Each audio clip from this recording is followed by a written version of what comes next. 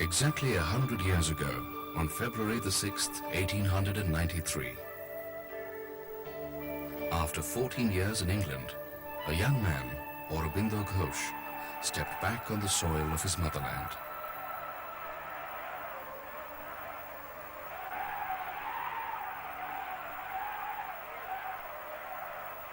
The third son of Dr. K.D. Ghosh and Swarnalatha, AUROBINDO was born on August 15, 1872.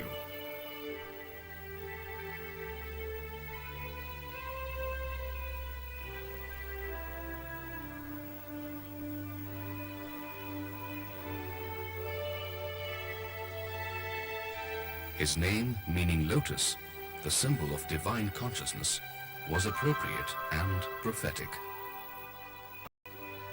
When AUROBINDO was only 7, he and his brothers were sent to England to be educated in a completely British tradition.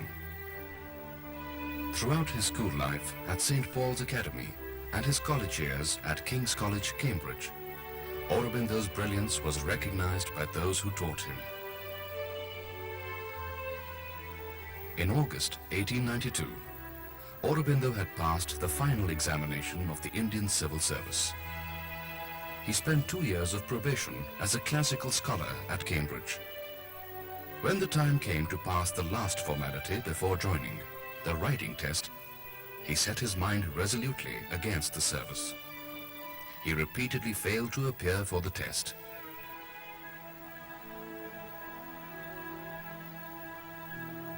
Instead, he returned to India in the service of the Gaikwad of Baroda.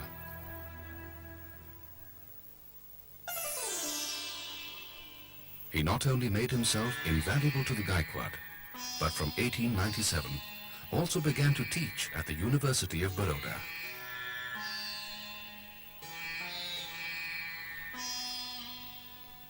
By 1905, he was the acting principal there.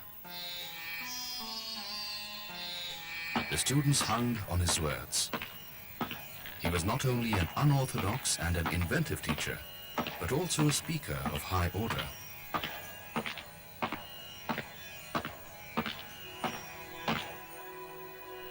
Dr. Clark, the principal, remarked upon AUROBINDO's unusual eyes. There is mystic fire and light in them.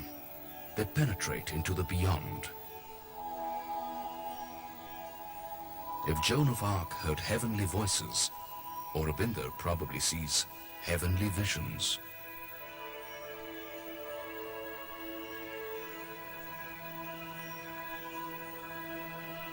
Sri Aurobindo himself said that his energies in the period were in Sanskrit, in literature, and in the national movement.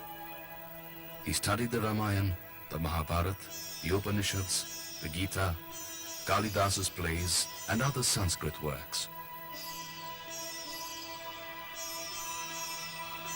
He also wrote prolifically translations, poems, poetic drama, and prose writing on a wide variety of subjects.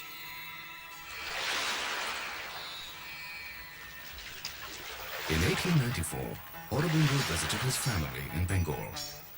One of his cousins remarked that although Aurodada arrived with trunks full of books, he was just as ready to join the fun and chatter. His talk used to be full of wit and humor. He was interested in life and the people around him. Yet, the overall impression is one of inwardness, quiet poise, and easy good humor.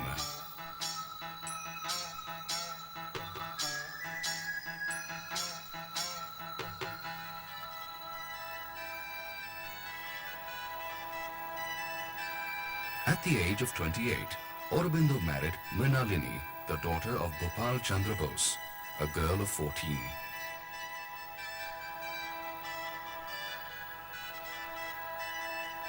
Throughout his life, he tried to take her along and to help her understand his spiritual journey. Below the surface of his placid life, however, AUROBINDO was preparing for political action. In 1903, Sri Aurobindo visited Bengal and formed a committee of 5 to be in overall charge of revolutionary work in Bengal. Between 1903 and 1905, Sri Aurobindo had several mystic experiences. However, 1904 is the year in which he actually commenced his yoga.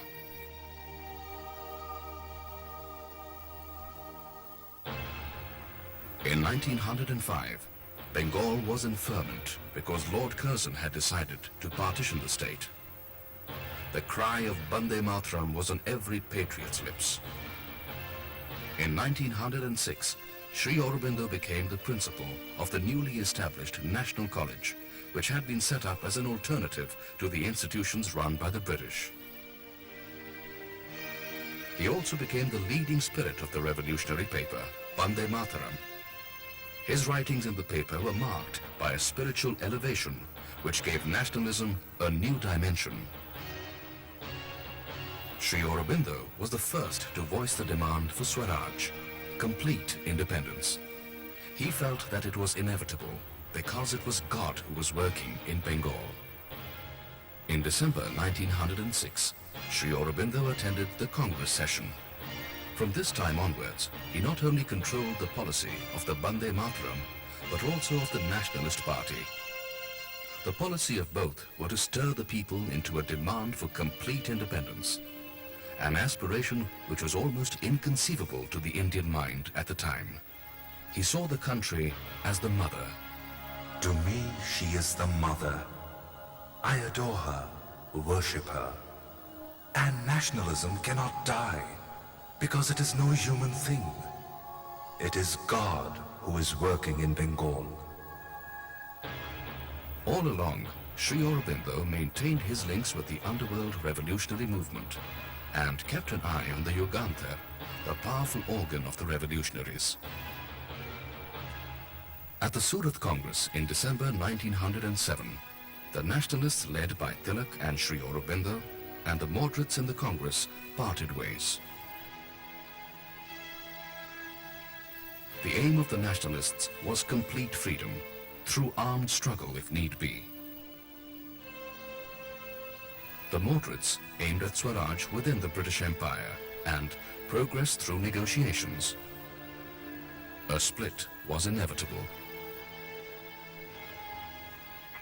From Surat, Sri Aurobindo left for Baroda.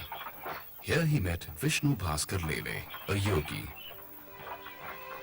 He sought Lele's help to continue his progress in sadhana. Lele closeted himself with Sri Aurobindo for 3 days. During this period of meditation, Sri Aurobindo had the nirvanic experience, which stayed with him a long time. Sri Aurobindo's mind had become calm and silent. The speeches he made came from a source other than his mind. He described it in these words. You just become an instrument. You have no responsibility of your own. It is a state of great ease and peace. Outwardly, the struggle for freedom continued as before. Lord Minto, the then Viceroy of India, wrote to London that Sri Aurobindo is the most dangerous man we now have to reckon with. Back in Calcutta, Sri Aurobindo was implicated in the famous Alipore bomb case, in which 2 English ladies were killed.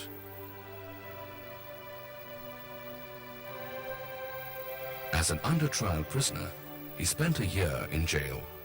But the only result, as he put it, of the wrath of British government was that he found God.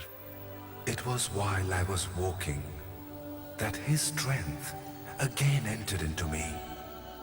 It was Vasudeva who surrounded me. It was Narayan who was guarding and standing sentry over me. For I lay on the blankets and felt the arms of Sri Krishna around me. The arms of my friend and lover. On May the 6th, 1909, Sri Aurobindo and 16 other accused were acquitted. Once outside the prison, Sri Aurobindo found that a hush had fallen on the nation. people were subdued. In order to combat the gloom in the air, Sri Aurobindo launched 2 weekly journals, the Karma Yogin in English and the Dharma in Bengali. The British government was at a loss as to how to deal with Sri Aurobindo. Sister Nivedita warned him that the government might try to deport him.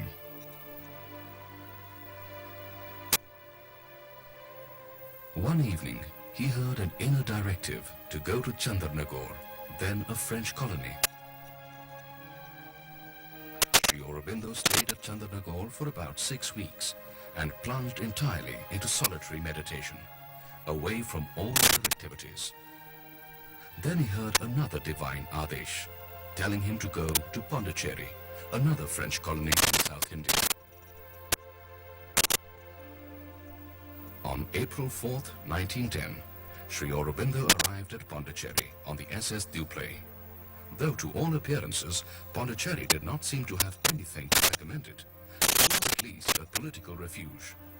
The British government continued to spy on Sri Aurobindo, even here, but all their efforts at harassment, including extradition and kidnapping, were foiled by Sri Aurobindo's small but loyal group of followers. And as Sri Aurobindo progressed in his yoga, Pondicherry became the seat of his sadhana, the unshakable base for his siddhi, and he remained there for 40 uninterrupted years.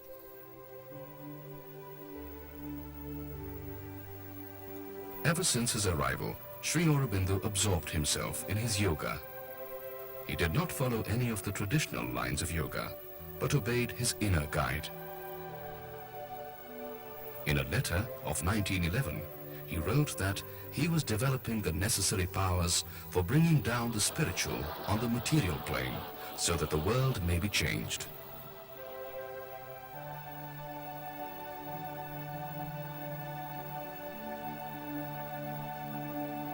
In his epic, Savitri, he later wrote these magnificent lines. Escape however high, redeem not life. Life that is left behind on a fallen earth. Escape cannot uplift the abandoned race, or bring it to victory and the reign of God. A greater power must come, a larger light. On March 29th, 1914, Meera, later to be known as the Mother, arrived at Pondicherry. Brought up in France, Meera was an intellectual, an aesthete, and a visionary. From the age of 5, she had been progressing on her own sadhana, obeying an inner voice, learning from teachers whom she met on the spiritual plane.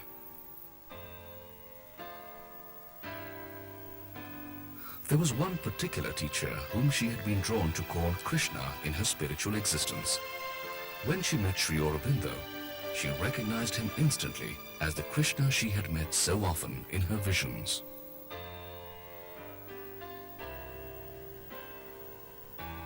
Meera was to become Sri Aurobindo's helper and partner in his yoga, the Mother. Sri Aurobindo explained her role thus. All my realization would have remained theoretical. It is the Mother who showed the way to a practical form. Without her, no organized manifestation would have been possible. And this is echoed in the Mother's profound words. Without him, I exist not. Without me, he is unmanifest. It was with the help of Meera that Sri Aurobindo started the monthly philosophical journal, the Arya. From August 1914 to January 1921, it was here that Sri Aurobindo published all his major works, except for Savitri.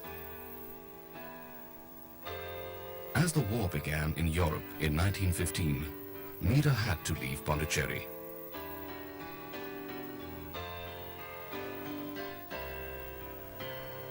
In December 1918, Sri Aurobindo received the sad news of the death of his wife, Mrinalini, who passed away just as she was about to join Sri Aurobindo at Pondicherry. In Sri Aurobindo's letter to his father-in-law, one can catch a hint of the depth of his sorrow. God has seen good to lay upon me the one sorrow that could still touch me to the center. The return of Meera on April 24th, 1920 was for good. The little community of followers became an ashram, administered with quiet efficiency by the mother. By 1926, the number of inmates had reached 25. On 24th November 1926, the usual evening meditation became a transcendental experience, after which each disciple felt that he had awakened from a divine dream.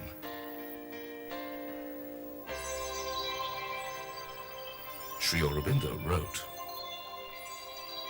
24th November 1926 is the day when Sri Krishna entered into the body.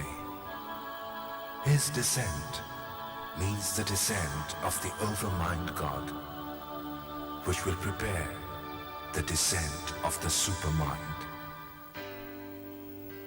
From that day on, Sri Aurobindo withdrew into complete seclusion, except for the 3 and later 4 days of darshan in the year. He appointed the mother in charge of the community of sadhaks, their inner sadhana as well as the outer organization. November 24th, 1926 is thus regarded as the day when Sri Aurobindo Ashram was founded. Sri Aurobindo followed the spiritual progress of his disciples through the mother and kept in touch with them through letters.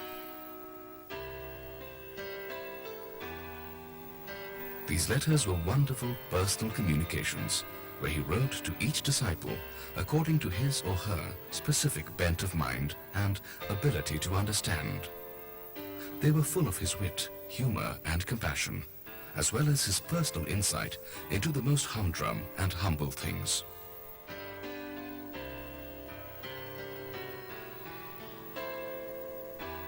Only twice more in his life did Sri Aurobindo intervene in the world of politics.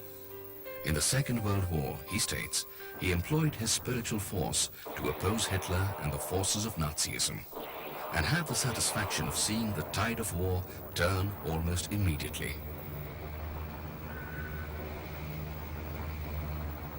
It was perhaps no coincidence that August 15th, 1945, Sri Aurobindo's 73rd birthday, was the first day of peace after the Japanese surrender. The other occasion was when he urged Congress leaders to accept the offer made by Churchill through Sir Stafford Cripps, although he knew his effort would fail.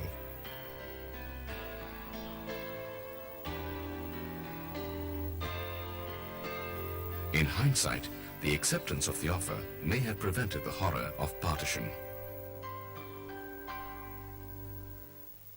On August 14th, 1947, at the request of All India Radio, Sri Aurobindo sent a message for the eve of independence. In it, he stated that the coincidence of the date of independence with his own birthday was not just an accident, but a mark of the sanction and seal of the divine power that had guided him. Sri Aurobindo strove for a divine life upon earth for 40 years in Pondicherry.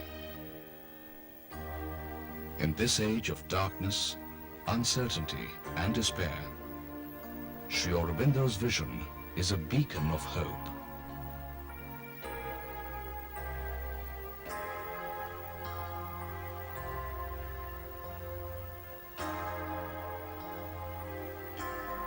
On December 5th, 1950, at 1:26 a.m., Sri Aurobindo left his body. For 5 days his body lay in state, suffused with an ethereal crimson gold light.